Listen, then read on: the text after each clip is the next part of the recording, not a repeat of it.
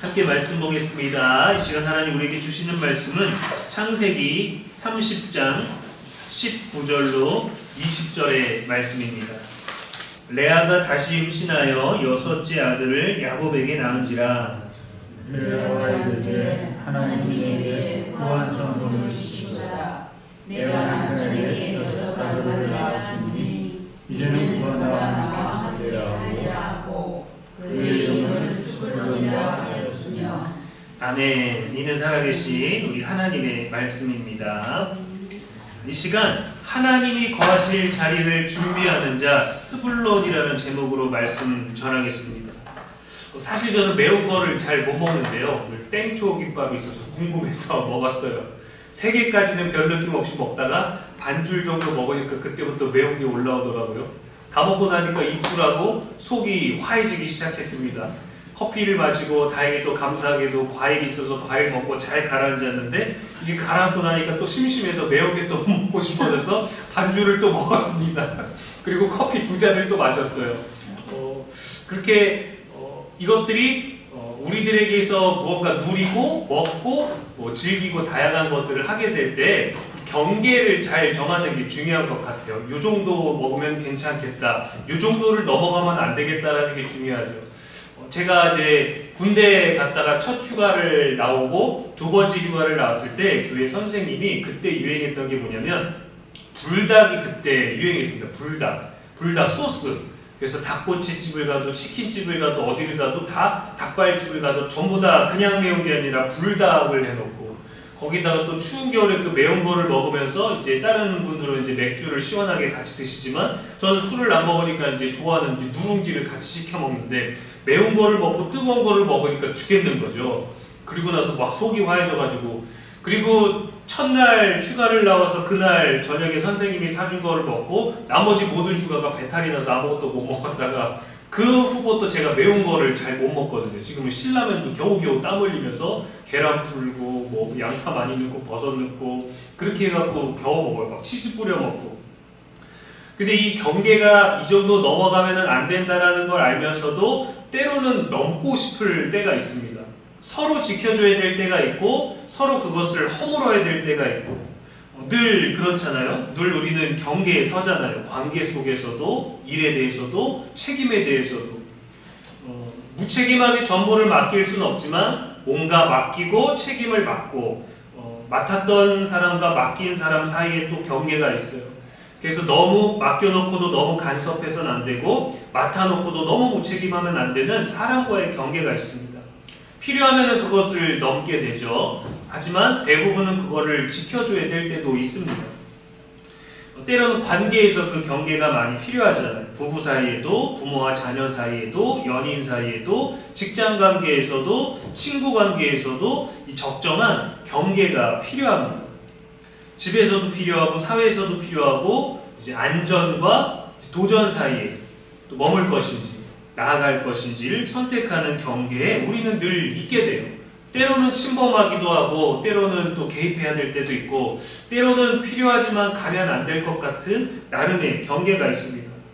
먹을 때도 경계를 잘 지키면 즐길 수 있어요. 저는 2줄을 다 먹고 싶었지만 이 속이 아닌 것 같아서 오후 설교를 해야 되기 때문에 이 경계를 지켜야 되는데 감사하게도 과일이 있어서 또 마음껏 먹을 수 있었던 것 같아요. 근데 매운 거를 먹으니까 막 느끼는 것들은 아니지만 그 뭔가 스트레스를 잠깐 날려버리는 그런 것들을 있지 않습니까? 제 주변에는 매운 것들을 너무 좋아하는 분들이 계셔서 이 맛의 경계가 없는 분들 같아요. 매운맛은 또 고통이라고 하지 않습니까? 맛이 아니라. 그래서 그런 분들과 먹으면 음식 자체를 먹을 수가 없어요. 제가 지금은 커피를 이제 아침마다 뭐 하루에 2잔 정도 이렇게 즐겨 먹고 교회 오면 이제 맥심을 즐겨 먹고 하는데 예전에 맨 처음에 커피를 처음 배울 때 수영 목회자를 할 때 거기에 같이 계셨던 부목사님과 늘 교회에 성실하게 늘 나오셔갖고 목회자 일을 많이 도우셨던 집사님 한 분이 계셨는데 그 2분이 커피를 엄청나게 좋아하셨습니다. 근데 커피를 좋아하는데 쓴맛을 좋아하셔가지고 보통 커피숍에 가면은 우리가 한 잔 내리면 이 투샷을 내린다고 하잖아요. 그래서 좀 연하게 먹고 싶으면 한 샷만 먹고, 또 취향에 따라서 진하게 드시고 싶은 분들이나 아니면 물을 부어서 양을 늘려서 먹겠다 하시는 분들은 이제 3샷 정도를 하는데, 이 부목사님하고 집사님은 늘 4샷을 드셨어요. 그러다가 뭔가 스트레스가 받아서 내가 오늘은 커피를 좀 더 세게 먹어야 되겠다 그러면 5샷을 드셨습니다. 근데 제가 그분들하고 커피 맛을 보면서 전문가니까 같이 먹으면서 커피를 배우라고 좋은 커피 뭐 로스팅해갖고 어디서 볶고 뭐 그런 것들을 보다가 커피를 딱 주셨는데 제가 처음 먹은 커피가 4샷이었어요. 그거를 처음 먹는데 너무 맛이 없고 너무 써가지고 사약을 먹는 느낌이고, 내가 목사님께 뭘 잘못했나 그래서 날 고통스럽게 하시려고 벌을 주시나 해갖고, 커피란 원래 이런 거구나, 향은 좋은데 맛은 다르구나 하고 그걸 아무렇지도 않게 그냥 억지로 조금씩 먹었습니다. 또 먹다가 말고 도저히 못 먹겠어서 정말 죄송한데, 향은 좋은데 이게 너무 진하고 너무 씁니다, 못 먹겠습니다, 제가 알던 커피가 아니네요, 전 그냥 맥심만 먹겠습니다 했었거든요. 근데 그분들은 늘 그렇게 평상시에도 4샷을 내려서 드시니까 이분들은 그냥 일반 커피집에서 주는 거는 보리차 같다라는 거예요. 이분들의 경계는 너무 많이 넘어섰어요. 그래서 제가 그분들하고 같이 있으면서도 커피는 절대 맥심만 먹다가 어느 순간 이제 커피 향이 너무 좋아서 조금씩 먹고, 또 신기하게 목사님들이 다른 데 취미나 다른 데 재미나 맛집을 찾아다니는 그럴 만한 여유들이 없으니까 성도님들이 내려주시는 커피를 드셔서 그렇게 이제 맛을 느끼셔갖고 커피를 좋아하는 목사님들이 엄청 많아요. 저도 이제 최근에 이제 다음 주부터 있을 그 지방에 모임이 있어갖고 임원은 아니지만 가서 목사님들하고 실무를 담당했었는데, 목요일마다 회의를 했는데 목요일마다 여기는 목사님들끼리 커피를 직접 사다가 기계를 놓고 볶아서 그거를 또 가져가고 또 그거를 또 교인분들한테 내려드리고 그런 것들을 하시더라고요. 그래서 막 1kg짜리 막 종류별로 막 다 있고, 제가 먹은 거 다 쓰고 저는 그 경계를 못 넘어서. 그래서 처음에는 커피를 어떻게 시작했냐면 달달하게 먹으려고 캐러멜 마키아토라는 걸 먹다가 바닐라 라떼를 먹다가 고소하게 카페 라떼를 먹다가 아메리카노 원샷 연하게 먹는 거를 하다가 지금은 향으로 커피를 먹는 것 같아요. 그래서 매일 아이들 보내고 이제 카페를 가든지 공부하기 위해서 앉았을 때 커피를 놓고 커피를 마시면서 투샷을 놓고 먹을 때는 음미하면서 먹을 수 있게 되거든요. 이 경계를 잡는 데까지가 꽤 오래 걸렸던 것 같아요. 배운 게 아니고 삶을 통해서 경험을 했죠. 그러다 보면 사람과 있을 때도 이 경계에 대한 것을 알게 됩니다. 어떤 사람과의 경계 사이, 또 아주 가까운 사이, 먼 사이, 잘 모르는 사이, 처음 사이, 또 애매한 사이, 그 모든 사이에 경계가 필요해요. 근데 그 경계를 지혜롭게 정했다 하면서도 때로는 넘어서서 때로는 더 다가가지 못해서 이 경계가 너무 애매해지고 때마다 달라지니까 사람과의 관계도 때로는 우리를 힘들게 하는 일이 되기도 하고, 또 우리는 또 실망하게 되기도 하고, 또 때로는 우리의 그 열심이 상대방이 원하는 경계와 달라서 상대방에게 부담을 주거나 힘들게 하는 때들도 있습니다. 그래서 사람에게는 참 지혜가 필요한 것 같아요. 왜냐면은 못 먹는 걸 알면서도 매운 걸 즐겨 먹게 되는 그 경계를 넘어설 때가 있지 않습니까?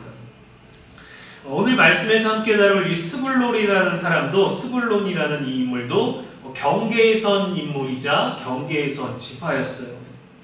그는 육지와 바다 사이, 거주와 선교 사이, 정착과 이동 사이, 거기에 서 있는 존재였습니다.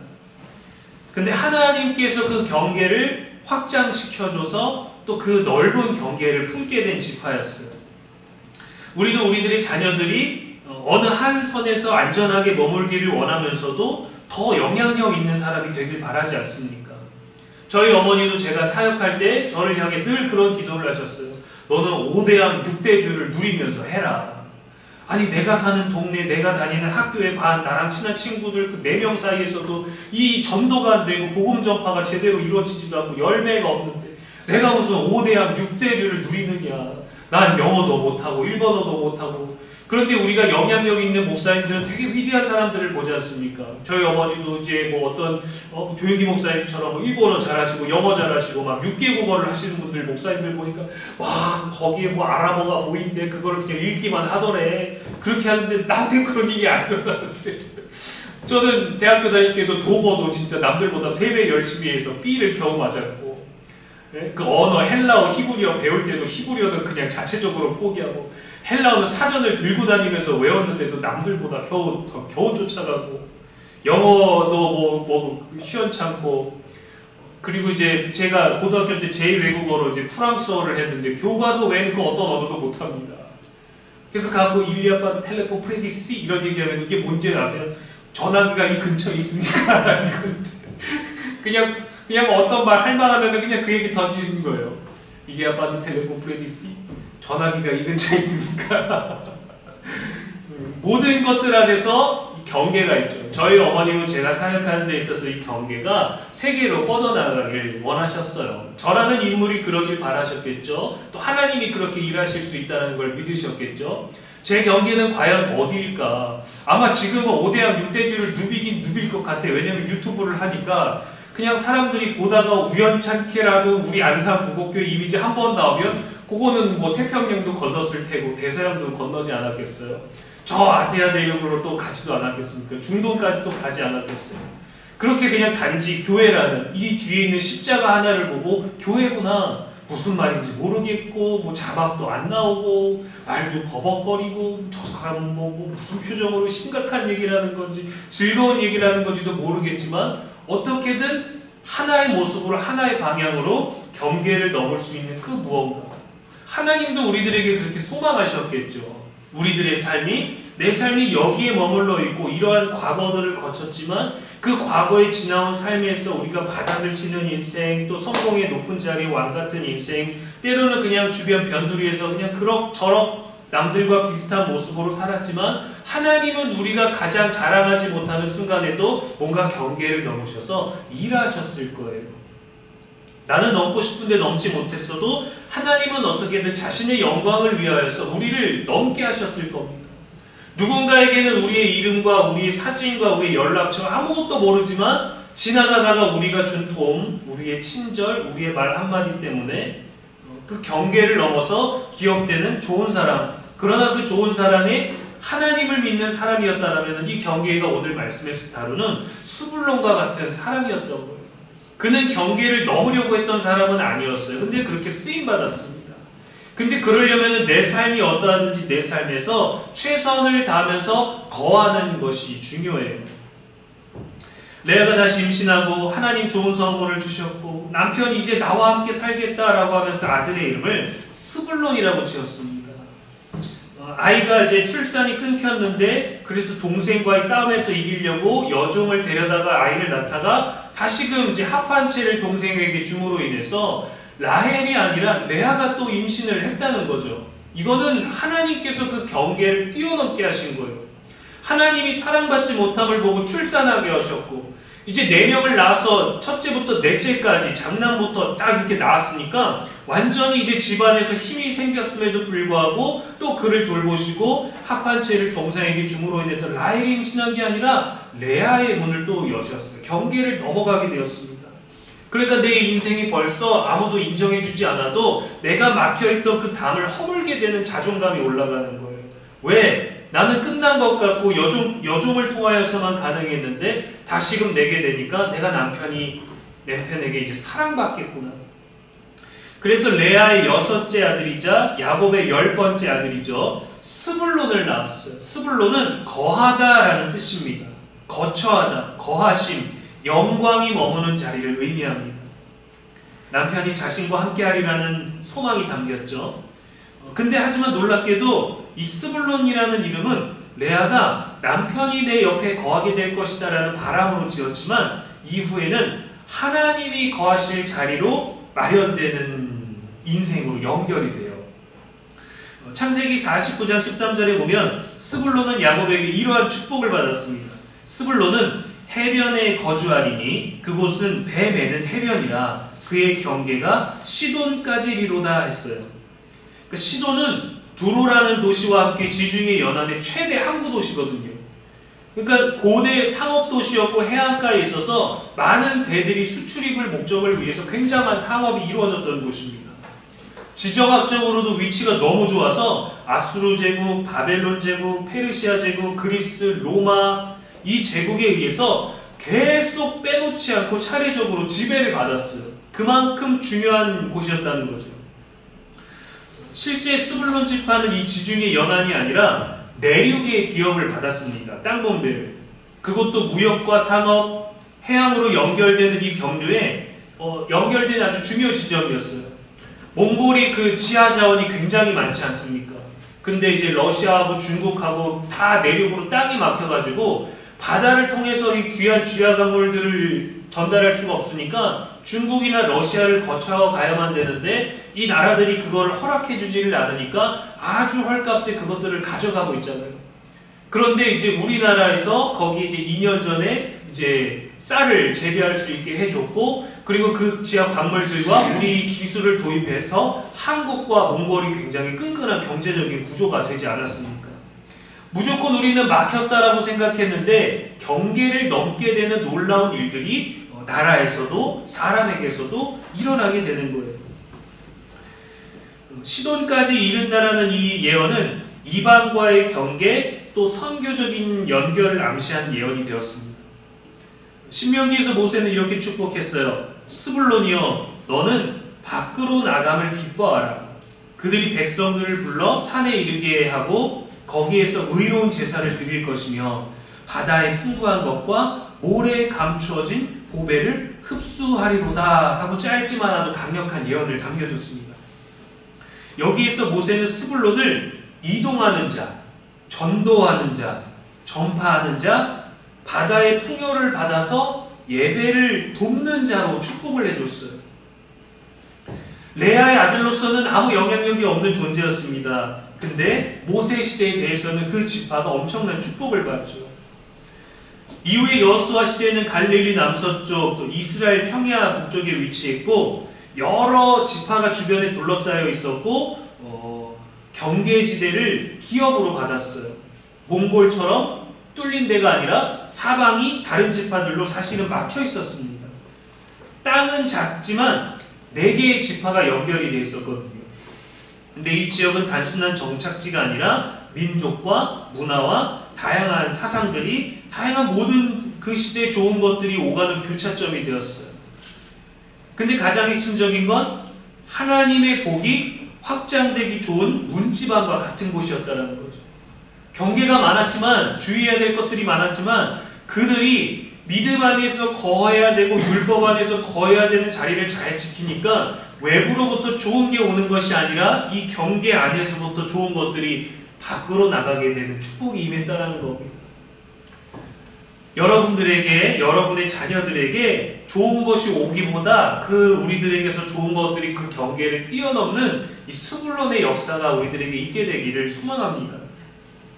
사사시대에는요, 사사 드보라가 이렇게 예언했어요. 스불론은 지휘권을 잡은 자들의 지파다라고 했습니다. 전쟁할 때 성공했었고 적극적으로 하나님의 이름과 나라를 위해 싸웠어요.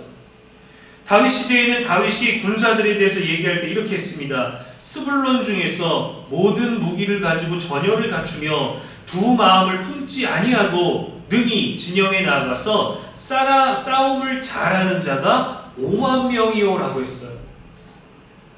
이렇게 다윗의 군사에 대해서도 너무 좋은 설명을 했습니다. 이사야에서도 스불론에 관한 예언이 있었습니다. 이사야 9장 1절에 스불론 땅과 납달리 땅이 멸시를 받았지만 갈릴리 지역에서 큰 빛이 이르리라. 이후에 마태복음 4장에서 예수님께서 세례 요한이 잡혔다라는 소식을 듣고 갈릴리 나사렛에 거하시다가 떠났어요. 거기 스불론과 납달리 지경 해변에 있는 그 가브나움에 사셨다고 기록하면서 스불론과 납달리 지경에 이 빛이 비추었다라는 이 예언이 성취된 겁니다. 예수님이 복음 전파를 시작하신 땅이 바로 그 스불론과 납달리 땅이었거든요. 너무도 놀라운 일인 거죠. 그들은 몰랐지만 그 이후에 이루어지고 그렇게 기록된 이 스불론이라는 이름은 복음의 시작점, 세상을 향해서 열린 문, 하나님이 어디를 가든지 그 경계를 넘어서도 하나님의 거하심이 선포되는 자리가 된 거죠. 여러분들의 일터가 사업이 여러분들과 함께하고 여러분들의 기도가 이 복음처럼 경계를 넘어서서 빛을 비추게 되기를 주님의 이름으로 축복합니다. 상대방이 우리의 경계를 허물고 상대방이 이 경계를 잘 지켜주지 못하고 상대방이 이 경계에 대해서 너무 애매하게 우리를 신경 쓰이게 고민되게 할지라도 여러분의 선한 영향력들은 이 경계를 넘어설 수 있게 되기를 바라요. 그게 복음이거든요. 그래서 우리의 삶이 먼저 경계를 뛰어넘기 전에 하나님이 거하시는 삶의 자리가 되어야 됩니다. 믿어보니까 좋더라 이런 단순한 고백들 말고 오늘 말씀처럼 주님이 나의 왕이시다라는 그 백성의 삶, 그분의 통치, 그분의 왕권이 거하는 삶이 우리들의 삶이 되어야 이 경계를 뛰어넘는 선교적인 역할을 할 수 있죠. 그분이 우리의 영역에 우리의 경계 안에 계심이 합당한 삶의 모습이 우리에게 있어야 됩니다. 넘어올 수 없는 방어적인 경계가 아니라 경계를 뛰어넘는 하나님의 역사하심과 하나님 나라의 확장이 매일마다 저와 여러분의 삶과 일터와 성품 안에서 출발할 수 있게 되기를 주님의 이름으로 축복합니다. 아멘.